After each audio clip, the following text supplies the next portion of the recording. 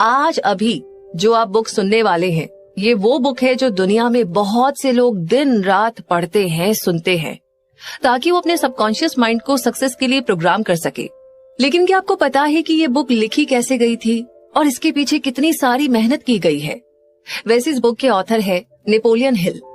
Napoleon Hill को उस वक्त अमेरिका के वन ऑफ द रिचेस्ट इंसान एंड्रयू कार्नेगी ने बुलाया और कहा कि मैं दुनिया को एक अमीर बनने का सीक्रेट और उसकी फिलॉसफी देना चाहता हूँ, लेकिन उसके लिए कम से कम 20 साल का समय लग सकता है। तो क्या तुम मेरे लिए 20 साल तक काम करोगे? लेकिन तुम्हें कोई सैलरी या पैसा वैसा नहीं मिलेगा। मुझे अभी के अभी हाँ या ना में जवाब दो।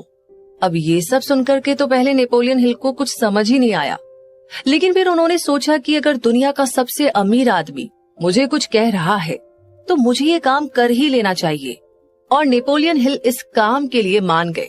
उसके बाद एंड्रयू कार्नेगी ने नेपोलियन हिल को उस वक्त के बहुत फेमस लोगों से मिलवाया और कहा कि मैं जानता हूँ कि ये सब फ्यूचर में बहुत सक्सेसफुल होने वाले हैं। जाओ पता करो कि इन सब में क्या कॉमन है और ये अमीर कैसे बने। इनमें सबसे पहला नाम था हेनरी फोर्ड का। आई होप हम सब जानते हैं कि मिस्टर फोर्ड कौन है, और अगर नहीं जानते हैं तो उनकी फोर्ड गाड़ियां तो पक्के से जानते ही होंगे। इसके बाद वो और भी फेमस लोगों से मिले, जिनमें अलेक्जेंडर ग्राहम, थॉमस एडिसन जैसी पर्सनैलिटीज शामिल थी। और 20 सालों की मेहनत के बाद नेपोलियन हिल ने ये बुक पब्लिश की और हमें कई सारे स्टेप्स के थ्रू बताया कि एक कॉमन आदमी किस तरीके से अपनी फाइनेंशियल कंडीशन को इम्प्रूव कर सकता है, अपना माइंडसेट चेंज कर सकता है और अमीर बन सकता है। सो आई होप आप एक्साइटेड होंगे नेपोलियन हिल की 20 साल की मेहनत को सुनने के लिए, यानी उनकी book masterpiece think and grow rich को सुनने के लिए। तो आइए इस सफर का हिस्सा बनते हैं और सबसे पहले जानते हैं इस किताब के बारे में। एक इंसान जिसने थॉमस एल्वा एडिसन के साथ बिजनेस पार्टनरशिप करने की सोची। हमारे विचारों में अनलिमिटेड पावर होती है। अगर इन विचारों में पर्पस और मजबूत इरादे जुड़े हुए हों तो आप अमीर बन सकते हैं और वो सब कुछ हासिल कर सकते हैं जो आपने सोचा है। एडविन सी बर्न्स ने ये खोज निकाला कि कैसे विचार यानी कि थॉट्स की पावर से अमीर बना जा सकता है। इस खोज में सक्सेस पहली कोशिश में हासिल नहीं हुई, बल्कि धीरे धीरे हासिल हुई। इस महान रहस्य की खोज की शुरुआत बर्न्स की उस इच्छा से हुई जो उन्हें महान एडिसन का बिजनेस पार्टनर बनाने के लिए चैन से सोने नहीं दे रही थी। बर्न्स की उस विल पावर की सबसे बड़ी बात ये थी कि वो क्लियर थे कि उन्हें एडिसन के साथ काम करना है, ना कि एडिसन के ऑफिस में काम करना है। आप बर्न्स की कहानी को ध्यान से सुने कि उनकी सोच हकीकत में कैसे बदली। फिर आपको वो 3 नियम बेहतर तरीके से समझ में आएंगे जो आपको अमीर बनाते हैं। जब बर्न्स के मन में ये विचार कौन था, तब वो इस हालत में नहीं थे कि वो इस पर कोई कदम उठा सके। उनके रास्ते में 2 चुनौतियां थी। पहली तो ये कि एडिसन से उनकी कभी मुलाकात ही नहीं हुई थी और ना ही एडिसन उन्हें जानते थे। दूसरा ये कि उनके पास रेल का भाड़ा देने का इतना पैसा ही नहीं था कि वो ऑरेंज न्यू जर्सी तक पहुंच सके। ये सारी चुनौतियां इतनी बड़ी थी कि ज्यादातर लोगों के कॉन्फिडेंस को डगमगा दे और उनकी सोच यहीं पर दम तोड़ दे। लेकिन उनके इरादे इतने कमजोर नहीं थे। उन्होंने ठान ली थी और हार नहीं मानी, बल्कि बिना टिकट मालगाड़ी से सफर करके ईस्ट ऑरेंज तक पहुंच गए। उन्होंने एडिसन के लेबोरेटरी में खुद का परिचय दिया और कहा कि वो इस इन्वेंटर के साथ बिजनेस करने आए थे। काफी समय के बाद एडिसन ने इस पहली मुलाकात का खुलासा कुछ इस तरह किया था। वो मेरे सामने एक आम टूरिस्ट की तरह खड़ा था, लेकिन उसके चेहरे का तेज देखकर ये पता चल गया था कि वो जिस कारण से यहाँ पर आया है उसके लिए पक्का इरादा करके आया है। इतने सालों के एक्सपीरियंस में मुझे ये नॉलेज हो गया था कि अगर किसी चीज को दिल से चाहो तो सारी कायनात तुम्हें उससे मिलाने की कोशिश में जुट जाती है। मैंने भी उसके मजबूत इरादों को भांपकर उसे एक मौका दे दिया था और उसने इस बात को पूरी तरह से दिमाग में बैठा लिया था कि उसे सक्सेस को पाकर के ही रहना है। धीरे धीरे उसके काम ने ये भी साबित कर दिया कि मैंने उसे मौका देकर के कोई गलती नहीं की थी। उस नौजवान बर्न्स ने उस वक्त एडिसन से क्या कहा ये उतना इम्पोर्टेंट नहीं था जितना कि उन्होंने इस बारे में सोचा कि उन्हें एडिसन के साथ में काम करना है। तो इस बात पर एडिसन ने भी अपनी सहमति जताई थी। अगर थॉट की पावर की ये बात हर रीडर तक पहुंच जाए तो उन्हें पूरी किताब पढ़ने की कोई जरूरत नहीं है। बर्न्स अपने पहले ही इंटरव्यू के बाद एडिसन के बिजनेस पार्टनर नहीं बन गए थे, बल्कि उन्हें एडिसन के ऑफिस में बहुत ही कम सैलरी में काम करने का मौका दिया गया था। ये काम ऐसा था जो एडिसन के लिए ज्यादा काम का नहीं था, पर बर्न्स के लिए तो बहुत ही इम्पोर्टेंट था। इस मौके ने बर्न्स को अपने होने वाले पार्टनर को अपनी बिजनेस स्किल दिखाने का मौका दिया था। उनके होने वाले पार्टनर वहां पर उनके काम को परख सकते थे। कई महीने बीत चुके थे, पर ऐसा कुछ भी खास नहीं हो रहा था जिससे बर्न्स अपने उस गोल तक पहुंच सके जो उन्होंने अपने दिलो दिमाग में संजो रखा था। पर उनके मन में कुछ ना कुछ ऐसा चल रहा था जिसका रिजल्ट बाद में निकला। पर तब तक वो सबकॉन्शियसली एडिसन के बिजनेस पार्टनर बनने के अपने विचार पर और भी जोर देकर सोचने लगे थे। साइकोलॉजिस्ट ने ये सही कहा है कि जब भी कोई विचार दिमाग पर हावी हो जाए तो वो हकीकत में आपके सामने आ जाता है। बर्न्स पूरी तरह एडिसन के साथ काम करने के लिए तैयार थे और वो तब तक अड़िग खड़े रहे जब तक उन्होंने वो हासिल नहीं कर लिया जिसे वो इतने समय से खोज रहे थे। उन्होंने कभी भी इस बात पर विचार नहीं किया कि इतना परेशान होने की क्या जरूरत है, कुछ नहीं तो चलो सेल्समैन की जॉब आसानी से मिल जाएगी। बल्कि उन्होंने ये विचार किया कि मैं यहाँ पर एडिसन के साथ बिजनेस करने के लिए आया हूँ। मैं तब तक पीछे नहीं हटूंगा जब तक मैं इस मकसद में जीत नहीं जाता, चाहे बची हुई सारी जिंदगी यहीं पर गुजारनी पड़े। ये सच है कि अगर आप एक पर्पस को लेकर के पूरी जिंदगी जीते हैं तो आप एक अलग ही कहानी लिख सकते हैं। शायद उस समय बर्न्स को ये बात पता नहीं थी, लेकिन उनकी मजबूत विल पावर और पक्के इरादे ने बड़ी से बड़ी बाधाओं को पार करके उन्हें वो मौका दिला दिया था जिसकी वो तलाश कर रहे थे। वैसे मौकों की खास बात ये होती है कि ये बिल्कुल अलग अंदाज में हमारे सामने आते हैं।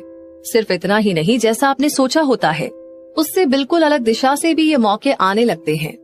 ऐसा कह सकते हैं कि मौकों की ये चालाकी होती है कि वे पिछले दरवाजे से आते हैं और कई बार तो दुर्भाग्य और कुछ पलों की हार के रूप में भी हमारे सामने आ जाते हैं। शायद यही कारण है कि ज्यादातर लोग इन मौकों को पहचानने में चूक जाते हैं। उस समय एडिसन ने एक नई डिवाइस खोजी थी जिसका नाम एडिसन डिस्टार्टिंग मशीन था। बाद में उसे एडिफोन नाम से भी जाना गया।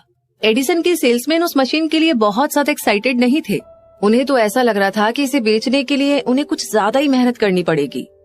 बर्न्स को बस इसी मौके की तो तलाश थी। उन्होंने इस मौके का जमकर फायदा उठाया और तुरंत उस मशीन को बेचने की अपनी इच्छा जाहिर की। ये वो मशीन थी जिसके लिए दुनिया में सिर्फ 2 ही लोग एक्साइटेड थे, एक तो बर्न्स और दूसरा उस मशीन को बनाने वाला। उन्होंने इतने बेहतरीन तरीके से इस मशीन को बेचा कि एडिसन ने बर्न्स को उस मशीन को पूरे देश के मार्केट में डिलीवर करने का कॉन्ट्रैक्ट ही दे दिया। इस बिजनेस की सक्सेस ने इसे एक नया स्लोगन दे दिया, made by Edison and installed by Burns, यानी कि एडिसन ने बनाया और बर्न्स ने लगाया। ये बिजनेस डील इतनी सक्सेसफुल हुई कि इसने बर्न्स को बहुत अमीर बना दिया, पर इससे ज्यादा उन्होंने ये साबित कर दिया कि अगर आप ठान ले तो आप भी अमीर बन सकते हैं। असल में बर्न्स ने कितना पैसा कमाया इसकी सही जानकारी तो नहीं है, पर यह अनुमान है कि उस समय उन्होंने 20 से 30 लाख डॉलर कमाए थे। जो भी अमाउंट रहा हो, ये उस नॉलेज के सामने फीकी पड़ जाती है जिन रूल्स की मदद से, जिन नियमों की मदद से बर्न्स ने वो हासिल किया था जो वो असल में चाहते थे। बर्न्स ने तब ये सोच लिया था कि उन्हें एडिसन के साथ पार्टनरशिप करनी है, जब उनके पास इसकी शुरुआत करने के लिए कुछ भी नहीं था सिवाय इसके कि वो इस थॉट को और मजबूती के साथ सोचे और इस पर पूरे इरादे के साथ अमल करे जब तक कि वो उसे हासिल न कर ले। उनके पास बिल्कुल भी पैसा नहीं था, वो ज्यादा पढ़े लिखे भी नहीं थे, यहाँ तक कि उनके पास कोई पावर भी नहीं थी, पर उनके पास हिम्मत थी, विश्वास था और विल पावर थी कि वो जीत सकते हैं। इन सभी ताकतों के साथ वो उस महान इन्वेंटर का दाया हाथ बन बैठे। तो आइए अब उस इंसान की कहानी के बारे में जानते हैं जिनके पास अमीर बनने के कई सारे मौके थे, पर उन्होंने अपने गोल से सिर्फ 3 फीट की दूरी पर काम करना बंद कर दिया। थोड़ी हार के कारण कोशिश करना छोड़ देना फेलियर का सबसे आम कारण होता है। हर किसी को कभी न कभी इस गलती का एहसास जरूर से होता है। आरयू डॉबी, जो कि बाद में देश के सक्सेसफुल इंश्योरेंस एजेंट बने, वो अपने अंकल की कहानी बताते हैं कि उस समय लोग सोने यानी कि गोल्ड के पीछे पागल थे। तब उनके अंकल पर भी औरों की तरह सोने का भूत सवार हो गया था और वो वेस्ट की तरफ सोना खोजने और अमीर बनने के लिए निकल पड़े। शायद उन्होंने कभी ये सुना ही नहीं था कि हमारा दिमाग सोने का सबसे बड़ा मैन्युफैक्चरर है, ना कि जमीन। वो खुदाई करने के लिए निकल पड़े। बेशक ये काम बहुत मुश्किल था, लेकिन वो ठान कर गए थे। कई हफ्तों की मजदूरी के बाद उन्हें एक चमचमाता हुआ मेटल दिखाई दिया। उन्हें इस मेटल को बाहर निकालने के लिए मशीन की जरूरत पड़ी, जिसके लिए वो तुरंत अपने घर विलियम्सबर्ग मैरीलैंड वापस आ गए। अपने रिश्तेदारों और पड़ोसियों को इस कामयाबी के बारे में बताया। उनकी बातों ने सबको मंत्र मुग्ध कर दिया था और सभी ने मिलकर के पैसा इकट्ठा किया और उस मशीन को खरीदकर उसी खान में भेज दिया। डर्बी और उसके अंकल फिर से उसी खान में काम करने पहुंच गए। जब उस चमचमाती मेटल के पहले बैच को गलाने और उसे प्योर करने के लिए भेजा गया तो उसका रिजल्ट देखकर उन्हें इस बात का विश्वास हो गया कि कोलोराडो की सबसे बड़ी खान उनके पास ही है। उनकी उम्मीदें तूफान की तरह दिन ब दिन बढ़ती ही जा रही थी। तभी अचानक कुछ ऐसा हुआ कि उस सोने की खान से सोना गायब ही हो गया। वे दुखी और निराशा के चरम पर पहुंच गए। उन्हें उस खान में कहीं सोना दिखा ही नहीं। उन्होंने सोने के सिरे यानी कि उसकी टिप को ढूंढने की बहुत कोशिश की, लेकिन उनके हाथ कुछ नहीं लगा और अंत में उन्होंने उस मशीन को बेच देने का फैसला ले लिया। वो एक कबाड़ी को कुछ $100 में उस मशीन को बेचकर घर वापस आ गए। आपने सुना होगा कि कुछ कबाड़ी सच में बेवकूफ होते हैं, पर वो आदमी उनमें से नहीं था। उसने दिमाग लगाया और एक माइनिंग इंजीनियर को वो खान दिखाने के लिए बुलाया। उसने ये देख करके अनुमान लगाया कि सोने का सिरा सिर्फ 3 फीट नीचे पाया जा सकता है, जहां पर डर्बी और उसके अंकल ने खुदाई रोक दी थी। और हकीकत में हुआ भी वही। वो कबाड़ी उस खान से निकले मेटल की वजह से करोड़पति बन गया था, क्योंकि वो जानता था कि किसी काम को छोड़ने के पहले किसी एक्सपर्ट की राय लेना जरूरी होता है। उस मशीन को खरीदने के लिए रिश्तेदारों और पड़ोसियों से पैसा लिया गया था, जिसका पेमेंट डर्बी ने किया था, क्योंकि उन लोगों को उस नौजवान पर विश्वास था। डर्बी को उस मशीन का पैसा चुकाने में कई साल लग गए। इतना नुकसान होने के बाद वो इस गेम से तब निकल पाए जब वो एक इंश्योरेंस कंपनी में एजेंट बने और उन्हें पता लगा कि थॉट की पावर के दम पर सोना बनाया जा सकता है। वो उस घटना को भूले नहीं थे जिसने उनकी जिंदगी बदल दी। उन्होंने असीम दौलत हासिल करने से सिर्फ 3 फीट की दूरी पर कोशिश करना छोड़ दिया था। डर्बी को उस एक्सपीरियंस से बहुत फायदा हुआ। उन्हें पता चल गया था कि किसी की ना का मतलब ना ही हो, ये जरूरी नहीं है। उन्होंने अपने काम को बीच में छोड़ने की आदत को हमेशा हमेशा के लिए छोड़ दिया और ये तय कर लिया कि उन्हें कोशिश तब तक करनी है जब तक सोना ना मिल जाए, यानी जब तक इंसान हाँ ना कह दे। सक्सेस का रास्ता कुछ पलों के फेलियर से होकर गुजरता है। ज्यादातर लोग काम को बीच में ही एक फेलियर के बाद छोड़ देते हैं। उन्हें पता होना चाहिए कि फेलियर सिर्फ कुछ देर का इंतजार है, हार नहीं। अमेरिका के लगभग 500 सक्सेसफुल लोगों ने यह स्वीकार किया है कि उन्हें सक्सेस तब मिली जब हार उनके बिल्कुल करीब थी। तो फेलियर इस मामले में बहुत ही चालाक होती है। वो लोगों के मन को भटकाने के लिए अक्सर तभी आती है जब सक्सेस बहुत ही करीब होती है। हार्ड नॉक्स यूनिवर्सिटी से डिग्री लेने के कुछ दिनों के बाद मिस्टर डर्बी ने इंश्योरेंस एजेंट के रूप में काम करना शुरू कर दिया, क्योंकि उन्हें सोने की खान वाले किस्से से ये पता लग गया था कि जरूरी नहीं कि ना का मतलब ना ही हो। एक दोपहर वो अपने अंकल के गेहूं पीसने वाली पुरानी मशीन मिल में बैठे हुए थे। उनके अंकल के पास बहुत जमीन थी, जिसके आसपास उन खेतों में काम करने वाले मजदूर रहा करते थे। डर्बी को बैठे हुए कुछ ही देर हुई थी कि तभी धीरे से दरवाजा खुला और एक मजदूर की छोटी सी बच्ची अंदर घुस आई और दरवाजे के ठीक बगल में खड़ी हो गई। अंकल ने उसकी ओर देखा और बड़ी तेजी से गुर्राते हुए बोले, तुझे क्या चाहिए? उस बच्ची ने बड़ी मासूमियत से जवाब दिया, मेरी मम्मी ने अपने 50 सेंट मंगाए हैं, मैं नहीं दूंगा। अंकल ने चिल्लाते हुए कहा, दफा हो जाओ यहां से। तो उस लड़की ने जवाब दिया, ठीक है, और वो कहीं नहीं गई। फिर अंकल अपने काम पर लग गए और काम में इतना मसरूफ हो गए कि उन्हें पता ही नहीं चला कि वो लड़की अभी भी खड़ी थी। कुछ देर के बाद जब उन्होंने पलटकर देखा तो उस बच्ची को खड़ा पाया। वो फिर से चिल्लाए, जाती हो यहां से या फिर मैं भगाऊं? उस लड़की ने फिर से यही जवाब दिया, ठीक है, पर उस जगह से हिली तक नहीं। अंकल अनाज की बोरी को मील में डालने जा रहे थे, पर उन्होंने उसे रखकर एक लोहे का डंडा उठाया और ऐसा भयानक चेहरा बनाकर चल दिए जैसे उसे आज मार ही डालेंगे। डर्बी की सांसें रुक गई। उन्हें ऐसा महसूस हुआ जैसे वो आज अपने सामने एक बच्ची की हत्या देखने जा रहे थे। उन्हें पता था कि उनके अंकल बड़े गुस्सैल और निर्दयी आदमी है। जैसे ही अंकल उस बच्ची के नजदीक पहुंचे, वो लड़की अपनी जगह से एक कदम आगे बढ़ आई और अंकल की नजरों से नजर मिलाते हुए हिम्मत करके बोली, वो पैसे मेरी मम्मी के हैं, उन्हें दे दीजिए। अंकल वहीं रुक गए। उस बच्ची को 1 मिनट तक घूरते रहे, फिर धीरे से डंडे को नीचे जमीन पर फेंक दिया और अपनी जेब में हाथ डालते हुए आधा $1 निकालकर उस बच्ची को पकड़ा दिया। उस बच्ची ने वो पैसा लिया और बिना नजर हटाए जाने लगी। उसके जाने के बाद अंकल एक चबूतरे के ऊपर बैठ गए और खिड़की से आसमान की तरफ 10 मिनट तक निहारते रहे और शायद इस घटना के बारे में सोचते रहे। मिस्टर डर्बी भी यही सोच रहे थे कि उन्होंने पहली बार देखा था कि खेतों में काम करने वाले किसान की बेटी ने अपने से बहुत बड़े और ऊंचे आदमी का इतनी अटलता या फिर हिम्मत के साथ सामना किया था। आखिर उसने ऐसा क्या कर दिया कि उनके अंकल का सूरज जैसा गुस्सा चंद्रमा के समान शांत हो गया। इस बच्ची के पास आखिर ऐसा कौन सा जादू था जो उसने इतने बड़े आदमी पर चला दिया? डर्बी का दिमाग इन्हीं सवालों के चारों तरफ घूम रहा था, पर उन्हें कोई ठीक ठाक जवाब नहीं मिला।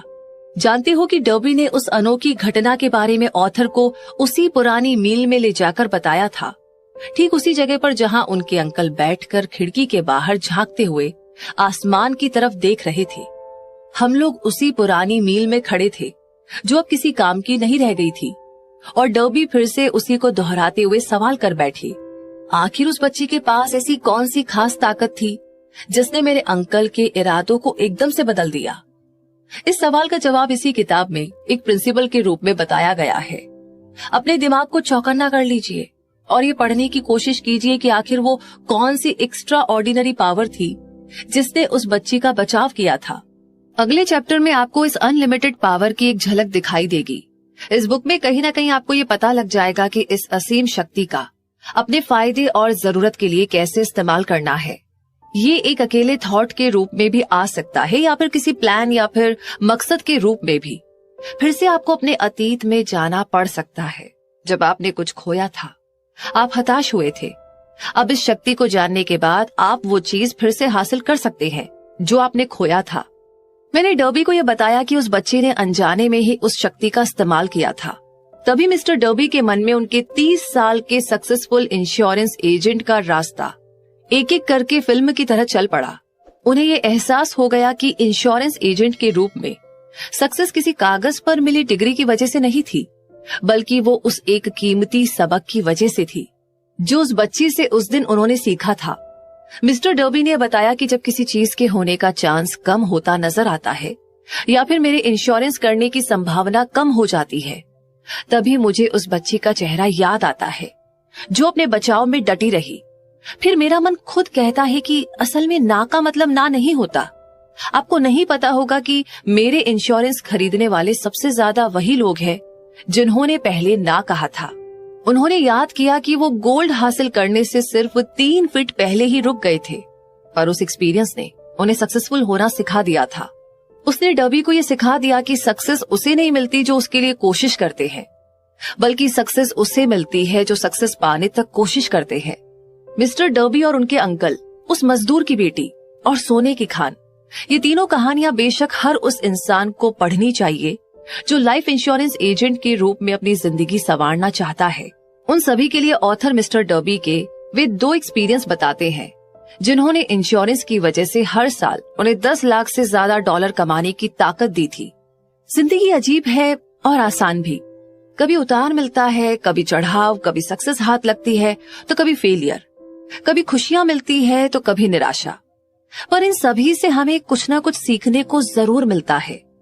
डर्बी को ही देख लीजिए, सिर्फ 2 लाइन ने उनकी पूरी जिंदगी बदल दी। असल में उन्होंने उस फेलियर को ऐसे ही नहीं जाने दिया, बल्कि उसके बारे में सोचा और उसमें से उन्हें जीवन के कुछ रहस्य मिले।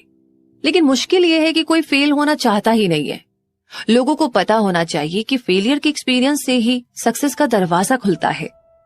कई बार फेलियर ही हार को जीत में बदलने का एक्सपीरियंस देती है। यही सिखाती है कि आखिर बाजीगर कैसे बना जाए। तो इससे पहले कि हम उन 3 प्रिंसिपल्स की ओर बढ़े, आपको ये सुझाव बड़े ध्यान से सुनना चाहिए कि जब लोग अमीर बनना शुरू करते हैं तो वे इतनी स्पीड से आगे बढ़ते हैं कि लोग उन्हें देखते ही रह जाते हैं और मन में ये सोचते हैं कि इतने साल ये कहाँ छुपा हुआ था।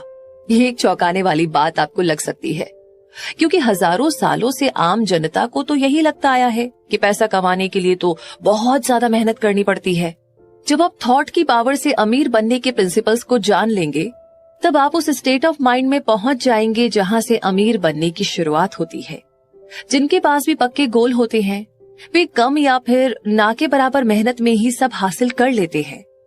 आप और आप में से कई सारे लोग इस बात को जानना चाहते होंगे कि किस तरह से उस माइंडसेट को हासिल किया जाए जहां से अमीर बनने की राह की शुरुआत होती है।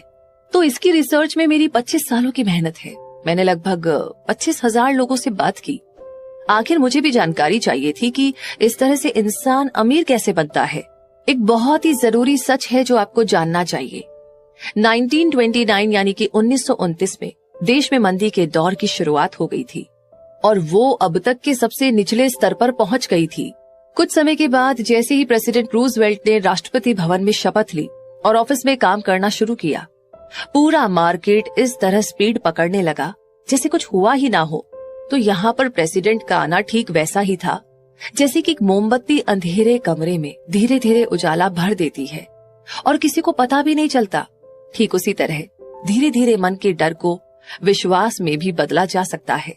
जैसे जैसे आप इन प्रिंसिपल्स को जानकर इन्हें अप्लाई करना शुरू करते हैं, आपकी फाइनेंशियल कंडीशन बेहतर होने लगती है और आप ठीक उस आदमी की तरह हो जाएंगे जो किसी भी चीज को छू दे तो वो सोना बन जाता है। ये आपको हो सकता है नामुमकिन लग रहा है ना? मुझे तो ऐसा बिल्कुल नहीं लगता, क्योंकि हम इंसानों की कमजोरी होती है कि एक आम आदमी इम्पॉसिबल, असंभव शब्द को बहुत ज्यादा तवज्जो देता है। वो इस बात को पूरी तरह से मन में स्वीकार कर चुका है कि हर प्रिंसिपल सभी के लिए लागू नहीं होते, हर काम हर कोई नहीं कर सकता। ये बुक उन लोगों को जरूर से सक्सेसफुल बनाएगी जो इन रूल्स पर, जो इन नियमों पर अपनी जिंदगी और अपना सब कुछ दांव पर लगाने के लिए तैयार है। वैसे मैंने बचपन में एक डिक्शनरी खरीदी और जानते हैं सबसे पहला काम क्या किया? मैंने इम्पॉसिबल यानी कि असंभव शब्द को उस डिक्शनरी से काट फेंका।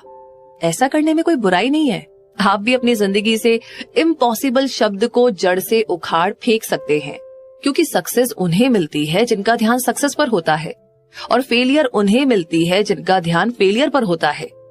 तो ये किताब उन लोगों की हेल्प करेगी जो अपने दिमाग के विचारों को फेलियर के डर से हटाकर सक्सेस की ओर फोकस करना चाहते हैं। हम सभी में एक और कमी ये भी है कि हम अपनी एक्सपीरियंस, अपने फेलियर और अपनी आदतों को देखकर हर किसी के बारे में राय बना लेते हैं। अब कुछ लोग इस किताब को पढ़ते हुए कह सकते हैं कि अमीर बनने का कोई प्रिंसिपल नहीं होता, क्योंकि वे इस बात को जानते ही नहीं है कि अमीर लोगों का स्टेट ऑफ माइंड कैसा होता है। भाई आखिर उनकी पूरी जिंदगी गरीबी, कंजूसी और फेलियर में जो गुजारी है। लाखों लोग हेनरी फोर्ड की सक्सेस को सिर्फ इत्तेफाक या फिर लक मानते हैं, लेकिन ऐसा नहीं है। हजारों लोगों में से सिर्फ एक इंसान को हेनरी फोर्ड की सक्सेस का राज पता होता है और वे लोग इस तरह की बात कहने की गलती नहीं करते। यहाँ पर हेनरी फोर्ड का एक किस्सा शेयर करते हैं जो कि इस राज से पर्दा उठा देगा। जब फोर्ड ने उस फेमस V8 मोटर को बनाने के बारे में सोचा था, तो उन्होंने एक ऐसा इंजन बनाने का डिसीजन लिया जिसमें एक ब्लॉक में 8 सिलेंडर हो। ये डिजाइन पेपर पर तो बन गई थी, पर जब इसे प्रैक्टिकल में एक इंजन का रूप देने की बारी आई तो सभी इंजीनियर्स ने हाथ खड़े कर लिए। उन इंजीनियर्स का मानना था कि ब्लॉक में 8 सिलेंडर रखकर ये इंजन नहीं बनाया जा सकता। फोर्ड ने कहा, मुझे किसी भी हालत में ये इंजन चाहिए, ये तो नामुमकिन है। सभी इंजीनियर्स ने कहा, आप काम करना शुरू कीजिए। फोर्ड ने कहा, चाहे जितना भी वक्त लग जाए, आप तब तक लगे रहिए जब तक कि सक्सेसफुल नहीं हो जाते। इंजीनियर्स ने काम करना शुरू किया। 6 महीने बीत गए पर कुछ भी हाथ न लगा। 6 महीने और बीत गए पर अभी भी कुछ हासिल नहीं हुआ। इंजीनियर्स ने हर पैंतरा अपना लिया था पर कामयाबी उनसे कोसों दूर थी। लेकिन यहाँ पर एक गौर करने वाली बात ये थी कि 1 साल के बाद भी सक्सेस उनके हाथ नहीं लगी थी। साल के लास्ट में फोर्ड ने सभी इंजीनियर्स को फिर से बुलाया और काम की प्रोग्रेस के बारे में पूछा। इस बार फिर से सभी ने एक साथ जवाब दिया, हमें प्रोजेक्ट को जारी रखने का कोई रास्ता नहीं मिल रहा है। जाइए फिर से काम पर लग जाइए। फोर्ड ने कहा, हर हाल में मुझे ये इंजन चाहिए और मुझे विश्वास है कि आप इसमें कामयाब हो जाएंगे। वे फिर से काम में लग गए। अब की बार न जाने कौन सा जादू हो गया था। क्योंकि फोर्ड ने इस राज को जान लिया था। आखिर फोर्ड की अटलता की एक बार फिर से जीत हुई। फोर्ड ने साबित किया कि इम्पॉसिबल और अटलता के बीच जंग में जीत पक्के इरादे की ही होती है। अब आपको भी फोर्ड की सक्सेस का राज पता चल गया है। अब आप भी करोड़ों रुपए कमा सकते हैं। हेनरी फोर्ड इसलिए सक्सेसफुल है क्योंकि उन्होंने सक्सेस के प्रिंसिपल्स को समझा और उसे अप्लाई किया। उनमें से एक है किसी चीज को पाने की इच्छा। अगर आप फोर्ड की कहानी पढ़कर उन प्रिंसिपल्स को अप्लाई करते हैं तो आप भी उसी ऊंचाई पर पहुंच सकते हैं जहां पर फोर्ड ने अपना झंडा गाड़ा था। हेनरी फोर्ड का 20वीं सदी के अंत में ठीक वही मुकाम था जो इस समय बिल गेट्स का है। फोर्ड उस समय ऐसी कार बनाकर ट्रांसपोर्ट सेक्टर में रेवोल्यूशन लेकर आए जिससे हर किसी के पास अपनी खुद की कार हो सके। ठीक वैसा ही रेवोल्यूशन बिल गेट्स ने भी तो कंप्यूटर इंडस्ट्री में सॉफ्टवेयर डिजाइनर करके फैलाई है। अब कंप्यूटर सिर्फ टेक्नोलॉजी से जुड़े लोगों के लिए नहीं रह गया, अब ये हर किसी की ऑफिस में जरूरत बन गया है और तो और स्कूल में भी पहुंच गया है। इतना ही नहीं, सबके घरों में अपने अपने पर्सनल लैपटॉप या कंप्यूटर हो गए हैं। ठीक हेनरी फोर्ड की तरह बिल गेट्स ने भी तो करोड़ों डॉलर की प्रॉपर्टी कमाई है। बिल गेट्स ने कंप्यूटर में प्रोग्रामिंग की शुरुआत 13 साल की उम्र से ही शुरू कर दी थी। 1973 यानी कि 1973 में उन्होंने हार्वर्ड यूनिवर्सिटी में एडमिशन लिया और स्टीव बाल्मेर जो कि माइक्रोसॉफ्ट की चीफ एग्जीक्यूटिव ऑफिसर रह चुके हैं, उनके साथ एक कमरे में रहा करते थे। हार्वर्ड में पढ़ते हुए बिल गेट्स ने सबसे पहले माइक्रो कंप्यूटर के लिए एक प्रोग्रामिंग लैंग्वेज बेसिक की खोज की। बिल गेट्स इस तरह से अपने सपनों को पूरा करने में लग गए कि उन्होंने हार्वर्ड यूनिवर्सिटी को बीच में ही छोड़ दिया। अब वो पूरी एनर्जी अपने सपनों को पूरा करने में लगाने लगे। इससे कुछ समय पहले ही उनके बचपन के दोस्त पॉल एलन के साथ उन्होंने अपनी कंपनी शुरू की थी जिसका नाम माइक्रोसॉफ्ट था। इस माइक्रोसॉफ्ट ने उनके सपनों में पहिए लगा दिए। उनका मानना था कि कंप्यूटर हर ऑफिस, हर स्कूल और हर घर की जरूरत बन सकती है और उनका यही मकसद माइक्रोसॉफ्ट की सक्सेस का कारण भी बना। अपना सबसे खास मकसद हासिल करने के बाद बिल गेट्स रुके नहीं। वे लगातार कंप्यूटर और प्रोग्रामिंग में सुधार करते रहे।